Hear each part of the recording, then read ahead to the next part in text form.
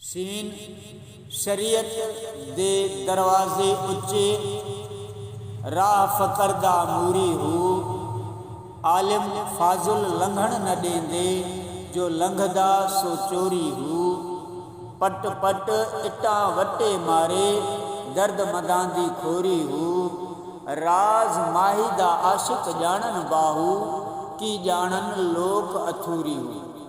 तर्जुमो शरीयत जा दरवाज़ा त वॾा ऐं मशहूर आहिनि पर फ़क़र जो रस्तो वेझे में वेझो आहे।